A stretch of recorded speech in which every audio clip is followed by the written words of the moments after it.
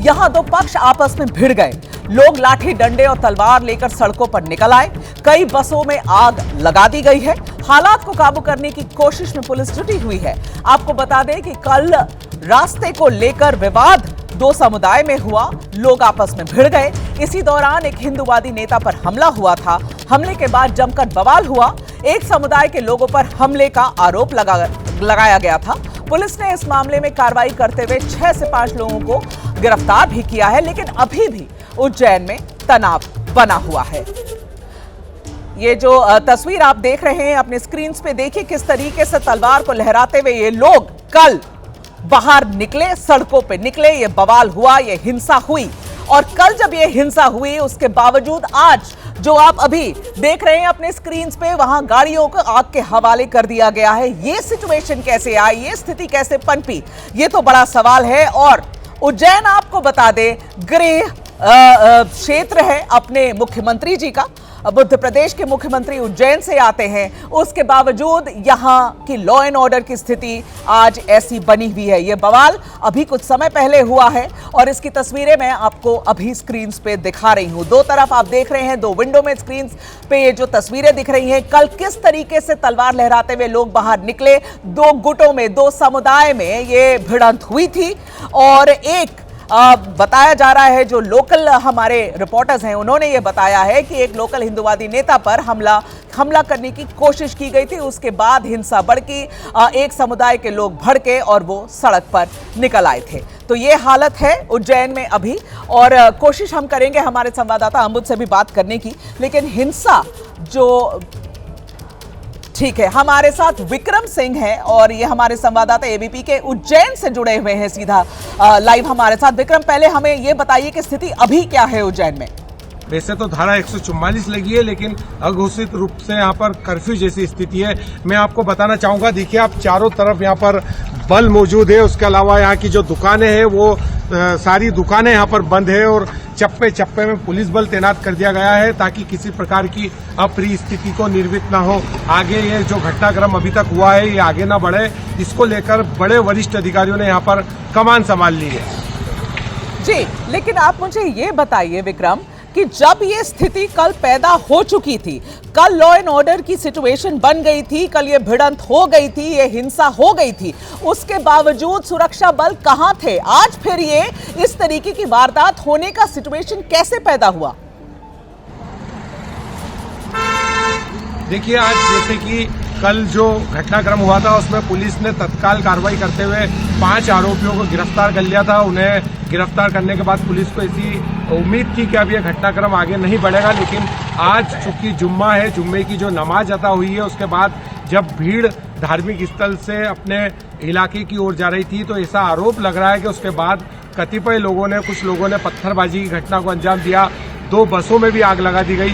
Police इस पूरे घटनाक्रम से वाकिफ नहीं थी कि ये घटनाक्रम, पुलिस को ऐसा अनुमान था कि चूंकि कल जो घटनाक्रम हुआ था उसमें 5 लोगों की अरेस्टिंग हो गई है, तो दोनों पक्ष जो है इस घटना के बाद, इस अरेस्टिंग के बाद संतुष्ट हो गए होंगे। लेकिन आज जो दोबारा घटनाक्रम हुआ वो पुलिस के लिए भी एक अचंभित घटना है और यहाँ पर काफी पुलिस बल तैनात है। यहाँ पर 2 कंपनियां बुलाई गई है। बावजूद इसके ये जो घटनाक्रम घटित हुआ है इसका पुलिस को अंदेशा नहीं था। आप देखिए यहाँ पर जो पुलिस की जो बसें हैं वो यहाँ पर खड़ी हुई है। पूरा फोर्स यहाँ पर हर घटनाक्रम से निपटने के लिए तैयार था, लेकिन इसके बावजूद आज जो है वो घटनाक्रम हुआ है। वो पुलिस अधिकारियों को इस घटनाक्रम की बिल्कुल उम्मीद नहीं थी।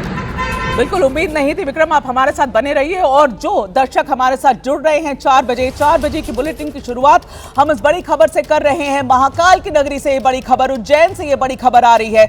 मध्य प्रदेश के उज्जैन में एक बार फिर हिंसा हुई है। लोगों ने पथराव किया है, गाड़ियों में तोड़फोड़ और आगजनी की गई है। यहां दो पक्ष आपस में भिड़ गए। लोग लाठी डंडे और तलवार लेकर सड़कों पर निकल आए। कई बसों में आग लगा दी और हालात को काबू करने के लिए पुलिस कोशिश कर रही है। लेकिन आपको बता दें कि कल रास्ते को लेकर विवाद 2 समुदाय के लोगों में हुआ और लोग आपस में भिड़ गए। इसी दौरान एक हिंदूवादी नेता पर हमला हुआ था। हमले के बाद जमकर बवाल हुआ। एक समुदाय के लोग पर हमले का आरोप लगाया गया। पुलिस ने इस मामले में कार्रवाई करते हुए कुछ 6 लोगों को गिरफ्तार किया है, लेकिन अभी भी उज्जैन में में तनाव बना हुआ है। और अंबुज हमारे संवाददाता जो मध्य प्रदेश संभालते हैं हमारे लिए, वो अभी भोपाल से उज्जैन के रास्ते में है। अंबुज, आप गाड़ी में हैं। अंबुज, आपके पास पूरी जानकारी है, तफसील से बताइए क्या हुआ, क्यों हुआ, कैसे हुआ और आज भी ये स्थिति क्यों बनी हुई है। बहुत बड़ी नाकामी है सरकार की और वहां के अब चीफ मिनिस्टर की, क्योंकि चीफ मिनिस्टर का गृह जिला यही है ना, उज्जैन है ना। अगर उज्जैन पर भी उनकी नजर नहीं रहती है तो क्या एक्सपेक्ट किया जाए? जी देखिए, बिल्कुल मुख्यमंत्री मोहन यादव का गृह जिला है। दरअसल ये पूरी जो घटना थी, ये शुरुआत इसकी एक व्यक्तिगत लड़ाई से हुई थी, जहां पर बजरंग दल के एक सदस्य को रात में बस को साइड न देने की वजह से विवाद हुआ और विवाद इतना बढ़ा कि कुछ लोगों ने जो दूसरे समुदाय से आते हैं उन्होंने उनके साथ मारपीट की। जब ये बात संगठन के दूसरे लोगों तक पहुंची तब रात में भी पत्थरबाजी हुई और कुछ लोगों के साथ हाथापाई भी हुई थी, बसों में भी तोड़फोड़ की गई थी, लेकिन तब पुलिस ने पहुंचकर हालात नियंत्रण में लिया था। लेकिन आज फिर से सुबह से घटनाक्रम तनावपूर्ण रहा और पूरी तरीके से जब जुमे की नमाज अदा करी गई और इसको लेकर के गहमा गहमी चल भी रही थी इसी के साथ साथ, क्योंकि ज्ञापन भी सौंपे गए दोनों पक्ष की तरफ से एक दूसरे के खिलाफ। और जब नमाज के बाद दोनों पक्ष एक दूसरे के सामने आए तो घटनाक्रम ये हुआ कि दोनों पक्षों में आपस में पथराव भी हुआ। गुस्सा इतना बढ़ा कि बसों में आग लगा दी गई है और तो कुछ सवाल तो ये पैदा होता है ना अंबुज, सवाल ये पैदा होता है कि जुमे की नमाज है, ये आज थोड़ी पता चला होगा। ये तो पुलिस को, वहां के प्रशासन को पहले से पता है कि भाई आज जुमे की नमाज है, आज बसंत पंचमी भी है, आज बड़ा दिन है, बड़ा त्योहार है, तो इसके हिसाब से फिर क्यों वहां पर तैयारी नहीं थी?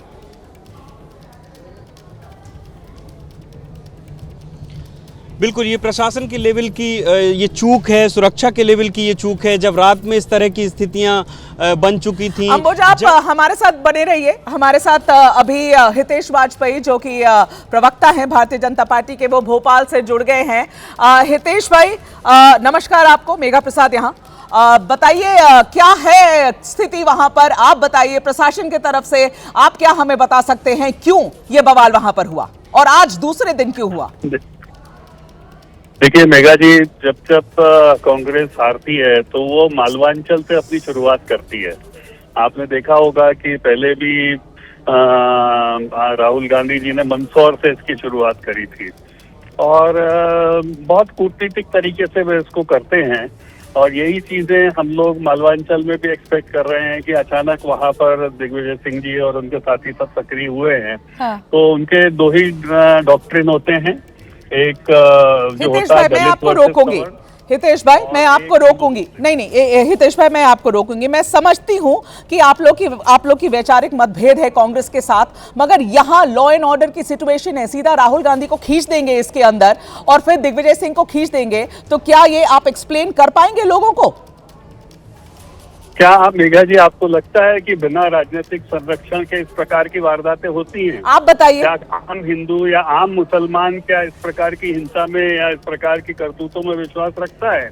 इसमें 100% पॉलिटिकल लोग शामिल होते हैं और हमेशा यही होता है कि पॉलिटिकल लोग आकर इस प्रकार के मौकों का फायदा उठाकर अनरेस्ट पैदा करके अपनी वोटों की राजनीति सेकना चाहते हैं और हम इस बात को बहुत अच्छे से समझते हैं और किसी भी बहकावे में नहीं आने वाले हैं। हाँ, ये बात सही है कि कभी वो सफल हो जाते हैं, लेकिन हम अधिकांश उनको असफल करने के लिए मध्य प्रदेश में काम करते हैं और दुखद है, ऐसी स्थिति नहीं होना चाहिए। लेकिन शासन और प्रशासन दोनों इस पूरी घटनाओं को लेकर बेहद सख्त है and things are being taken cognizance of. मुझे लगता है कि बहुत जल्दी ही इस पूरी घटना के पीछे के लोग भी पर्दाफाश होगा और मध्य प्रदेश शांति का टापू रहा है और रहेगा। ऐसी ठीक है, तो हितेश वाजपेयी जी, जो खबर हमारे पास है, जो हमारे लोकल रिपोर्टर्स ने दी है कि एक सड़क को लेकर विवाद हुआ, एक बस को साइड देने को की वजह से विवाद हुआ। आप कह रहे हैं राहुल गांधी की वजह से विवाद हुआ, कांग्रेस की वजह से विवाद हुआ। चलिए, आप ही की बात सही, ये बताइए कि आप इसे फिर रोक क्यों नहीं पाए? क्या करनी थी आपकी प्रशासन? मैंने आपको बहुत स्पष्ट ये बात कही कि जब नॉर्मल इंसिडेंसेस को राजनीतिक रूप से बृहद किया जाता है तो घटनाएं तो ऐसी होती हैं। सड़क पर आज आप और हम जब बात कर रहे हैं मेघा जी, तो आप भी जानती हैं कि पूरे देश में अभी कितने विवाद हो रहे होंगे। कभी किसी की गाड़ी किसी से टच हो जाती होगी, कहीं पर रास्ता रोक लिया जाता होगा, लेकिन हर जगह तो ऐसा नहीं होता। और वो इसलिए नहीं होता है कि जब इन घटनाओं के पीछे राजनीतिक शोषण इन घटनाओं का शुरू किया जाता है, अराजकता फैलाई जाती है। शुरुआत ऐसे ही होती है। दो बच्चों के बीच में गुल्ली डंडा के विवाद को यदि सांप्रदायिक विवाद बना दिया जाए तो आप समझ सकती हैं कि इसके पीछे किस प्रकार के राजनीतिक गंदे और घिनौने खेल खेले जा रहे हैं। हितेश भाई, सरकार आपकी है, सवाल तो उठेंगे। आप मेरे बहुत पुराने मित्र हैं हितेश भाई, लेकिन आप जिस तरीके से जवाब दे रहे हैं वो विफल है। ये पूरी आपकी जो कोशिश है ये विफल है। लोगों को ये नहीं समझ में आएगा कि जब दो गुटों में विवाद हो गया तो आप सीधा राहुल गांधी पर चले जाते हैं। मैं समझती हूँ कि क्या आप लोगों को पॉलिटिक्स में, देखिए ना हितेश भाई, की बात करी है, आप डॉक्ट्रिन की बात करें, हम यहाँ लॉ एंड ऑर्डर की बात कर रहे हैं हितेश भाई। आप डॉक्ट्रिन की बात कर लीजिए। कहानी को तो समझना होगा। बहुत बेसिक सी बात है ना, एसपी कहां थे, बहुत बेसिक सी बात है। पुलिस कहां थी, प्रशासन कहां थी? देखिए मेघा जी, हाँ। आप बहुत अच्छे से इस बात को समझती हैं कि जब राजनीतिक षड्यंत्र होते हैं स्पोरेडिक, तो पुलिस प्रशासन और नेताओं की आपस की जो कूटनीतिक होती है, इनका काम है व्यवस्था को बनाए रखना और उनका काम है ऐसे अवसरों का लाभ लेना। तो कभी कभी ये लोग तात्कालिक रूप से सफल होते दिखते हैं। और मैं फिर दावे के साथ आपको कह रहा हूँ, 30 साल से आप जानती है बहुत अच्छे से, इस प्रकार की वारदातें जब तक राजनीतिक संरक्षण नहीं होती है। दो लोगों में सामान्य घटना, आपने ही बताया कि सड़क की बात को लेकर बात शुरू हुई, ठीक है, तो फिर इतना बड़ा रूप जब तक बिना राजनीतिक संरक्षण नहीं हो कैसे ले सकती हैं आप, मुझे बताइए ना। हाँ ठीक है हितेश भाई, रोकना चाहिए था इसे। और बहुत दुखद है कि ऐसी हिंसा पर भी आप लोग पॉलिटिक्स कर रहे हैं। और ये जवाब जो आपने दिया है ये